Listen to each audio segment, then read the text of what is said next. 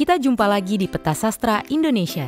Ini adalah panduan mudah untuk mulai memahami belantara sastra Indonesia. Cukup ingat 11 kata kunci yang berhubungan dengan perkembangan kita sendiri sebagai anak yang bertumbuh dewasa. Kita mulai dengan kata kunci yang pertama, emansipasi. Ketika beranjak remaja, kita mulai sadar bahwa kita tidak memiliki hak yang sama dengan orang dewasa dan kakak-kakak kita. Kita menginginkan emansipasi. Begitu juga bangsa ini. Pada akhir abad ke-19 mulai ada kesadaran akan emansipasi atau persamaan hak. Kartini menulis tentang itu dalam surat-surat pada teman-teman penanya di Jawa maupun di Belanda. Ia juga menulis di media massa, tapi dengan nama samaran, sebab di masa itu seorang putri bangsawan yang menulis untuk umum akan dianggap tidak sopan. Kartini punya kakak, namanya Sosro Kartono. Kartono sangat mendukung ide-ide Kartini. Kartono juga sangat cerdas, ia sekolah di Belanda, pernah jadi wartawan di masa Perang Dunia di Eropa, dan bisa lebih dari 20 bahasa. Tapi pemerintah kolonial Belanda sangat merendahkan kaum pribumi. Kartono tidak mendapat pekerjaan sesuai dengan kemampuannya. Kartini sendiri mengalami masalah berganda. Pertama, sebagai orang pribumi, ia merupakan bagian dari bangsa yang dijajah. Kedua, sebagai perempuan bangsawan Jawa, ia bagai hidup dalam penjara. Begitu berumur 12 tahun, ia dipingit. Tidak boleh lagi pergi keluar rumah. Pada masa itu, putri bangsawan tidak boleh keluar rumah sejak akil balik sampai ada yang menikahinya. Anak perempuan tidak disekolahkan.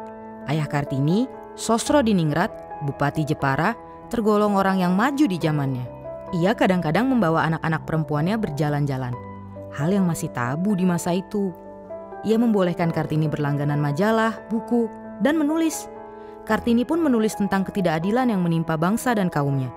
Ia menulis tentang pentingnya emansipasi, baik emansipasi perempuan maupun bangsa yang dijajah.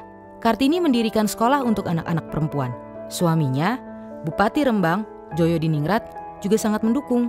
Sayang, Kartini meninggal tak lama setelah melahirkan anak pertama. Surat-surat Kartini kemudian dikumpulkan oleh Tuan dan Nyonya Abendanon, lalu dibukukan dengan judul Habis Gelap, Terbitlah Terang. Sejak kecil, Kartini suka membaca. Ia juga membaca karya Douwe Dekker yang berjudul Max Havelaar. Lengkapnya, Max Havelaar atau pelelangan kopi milik perusahaan dagang Belanda. Edward Douwe Dekker adalah orang Belanda yang menentang kolonialisme. Ia memakai nama pena Multatuli. Konon berarti aku telah menderita. Novel Max Havelaar bercerita tentang penderitaan rakyat kecil akibat sistem kapitalisme dan kolonialisme Eropa, yang juga didukung oleh feodalisme lokal. Satu bagian dari novel itu yang mudah diingat dan pernah difilmkan adalah kisah Saija dan Adinda, tentang sepasang kekasih yang bernasib malang akibat penjajahan. Di Belanda dan dunia internasional, novel Max Havelaar dibaca luas, dianggap sebagai novel yang membukakan mata orang Eropa pada kekejaman kolonialisme. Max Havelaar juga menginspirasi Kartini, meski Kartini punya sedikit kritik terhadapnya.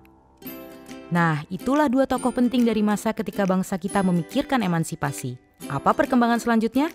Setelah menulis tentang emansipasi, para sastrawan menulis tentang konflik.